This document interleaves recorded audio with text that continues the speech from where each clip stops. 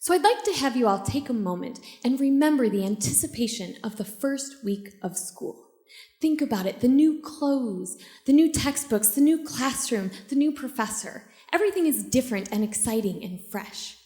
I get to experience that adrenaline rush the first week of the semester every year at the University of Illinois at Urbana-Champaign. I visit about 20 different business communication courses within the university that first week of school. And so I go into the classrooms and typically the students look something like this. So then I introduce myself and I say, so I have a question for you. How many of you feel 100% comfortable and confident with your professional communication skills? In the 6 years that I have been asking this question, only one student has responded positively and suddenly got really unsure of her own answer. So at this point, I tell the students, that's okay, it's good, because that's why I'm here. I'm a part of your class, and I will be evaluating your communication skills. So the dynamics of the course suddenly shift to something like this. So I have two options here. I can tell the students how this evaluation process will occur, how we actually will take some of their assignments and not grade them just for content, but also for communication style like punctuation, grammar, and ethics. We also will take, and I will sit in the back of a room when they're giving in-class presentations, and I will grade them on their individual delivery skills. How this is not just built into this one class, but it's also a part of their entire curriculum. And so they will be hearing from me and seeing me a lot. I could tell them that, but do the hows help the students buy into what we're trying to do? Not really. All it usually does is produce some classrooms that look like this. So instead, I tell the students why. Why is professional communication important, and why is it built into the curriculum? Essentially, I answer what every student is wondering. Why should I care or believe you? What's in it for me? Why? Because the main reason that a first-year CPA loses their job is due to poor communication skills. Because corporations and organizations confirm that first-year interns and graduate students often struggle with the college-to-corporate communication mindset. So, if we're looking at this, then I talk to corporations and they actually tell me, as one recruiter said, why? Because organizations don't want to hire individuals that make them look stupid. What is he talking about? He's talking about not just having typos in reports and emails or big data number screw-ups. He's thinking about that lack of individual decision-making skills, or about the ability to decide on the best communication method based upon the circumstance. So, now it's time to consider then, who's responsible for that communication gap? Is it the students? Well, most students know and understand the reasoning behind professional communication. They may sign up to take a communications course or be involved in student organizations or professional fraternities. However, this may not give them the proficiency that they need. Okay, well then what about the employers? They know what they to expect from their employees based upon industry standards, right? So maybe the employers should actually shoulder that transition from backpack to briefcase in regards to communication. But are these two parties solely responsible? Are they in charge of that communication gap? Not by themselves. There's a third party that's intimately involved, and that is the academic institutions that connect these two entities. So, what we're looking at then is that academic institutions were supposed to be focused on the best interests of the students. So what does that mean? That means that we need to be diligent in recognizing any issues that may come up, those gaps and problems, where we can significantly influence our students and the education that they receive and that they deserve. So when you think about it really, higher ed then has a lot of power. It makes me think about the adage, with great power comes great responsibility. Is higher ed doing everything that we can for that responsibility in this regard? Are we doing the best that we can to adapt our curriculums and consequently our students to the communication mindset of the professional world? I actually think that perhaps we're falling a little bit short in that area. I think that when it comes to higher education, we actually need to think about how we are going to get these students to receive these skills. We need to provide them with engaged experiential learning. We actually need to teach professional communication by not teaching professional communication. So how do we do that? there's 3 steps involved. The first is to set and expect high communication standards at all times with your students.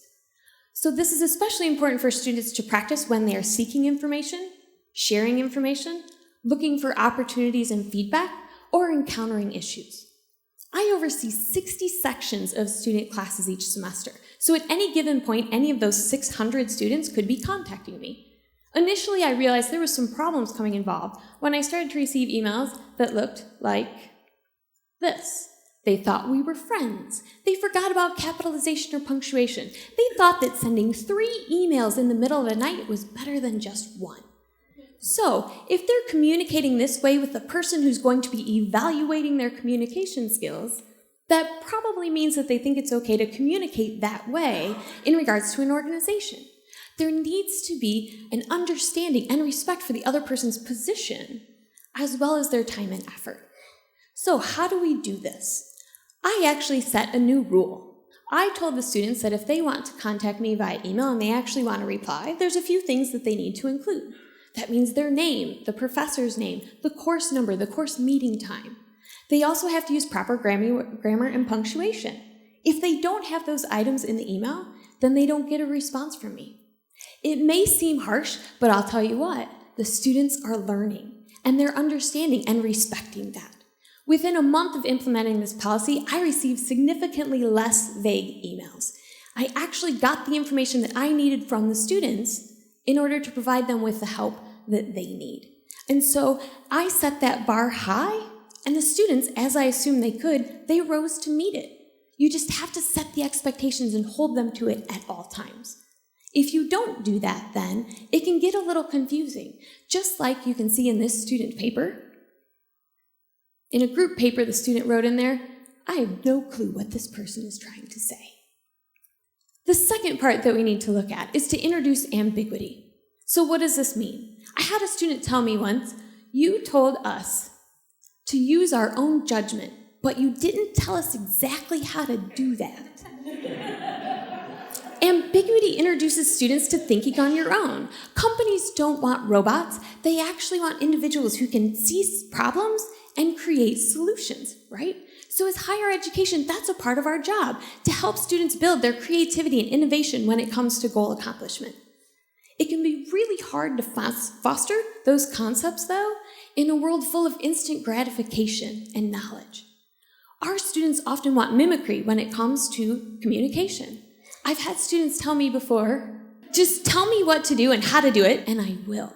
Students can be really uncomfortable when it comes to not having explicit instructions. And so we need to help them feel more comfortable without that so that they can grow on their own. Sometimes now there is a balance. So sometimes when we talk about fostering learning innovation and creativity, that can work in assignments that perhaps are easy answers. It's the student's own opinion, right? But there's also a time, though, when students come, and even if that answer can be as simple as what they already know and think and feel, we still have students who go out and they will turn to other students or they'll turn to outside sources and to look for answers, and they will actually cheat. The number one reason that plagiarism occurs, students are immensely afraid of failure, even of getting their own opinions incorrect. As one student told me when we had a conversation about it, "I was so worried about being wrong that I felt desperate, and so I cheated." As an academic institution, we should be helping our students to actually realize and feel confident in their abilities even when they may fail. Failure can actually be opportunity. Failure can actually facilitate true learning. We just have to make sure that we're rising up in our students' confident abilities even when they fail, so that they feel comfortable enough to do that instead of breaking any ethical, moral values that they may have in pursuit of being right all the time. The third thing that we're looking at is to ask for industry input. So who knows better about what students need once they leave the workplace? Those would be the industry leaders, right? And so part of what we have to look at in education is to say, so are we providing the students what they need? Let's go to those organizations and ask them, see if there's anything within our curriculum that we need to change or to modify so that it makes the students better appropriated for that workplace when they come along. So do we think that those corporations are willing to be involved, though? You betcha. It's a win-win for the company, for the students, and also for the educators. So, how do we go about doing this? A good example is to actually have industry-suggested homework. So what does this mean? I was having a conversation with one of the partners at the nation's largest consulting firm, and she mentioned to me that some of the correspondence that they used to do in formal memo format, they're actually using emails for that. And I love that idea. I went to one of our professors and I said, hey, can we implement email writing skills into your curriculum? He said, sure. So we went ahead and we changed some of those that were supposed to be formal memos into emails. And we told the students, okay, so this is entirely up to you. Here's the basics of the case, right, and the problem. So what we want you to do is to consider writing us an email that tells us the synopsis of the situation and the problem, what your recommendations are to fix that problem, and also the rationale behind those recommendations. Otherwise, it's entirely up to you of how you want to do it. How did the students feel about it? That's how they felt. After the first 2 emails, they were really, really rocky. But by the 4th email, the students actually felt really comfortable and they were happy with the progress that they had made in regards to feeling good about their professional communication skills. The professor could easily take a look at and see that the student understood the content that was there. And also the corporate partner was thrilled that we were able to take something that she had suggested and actually implement it directly into our curriculum.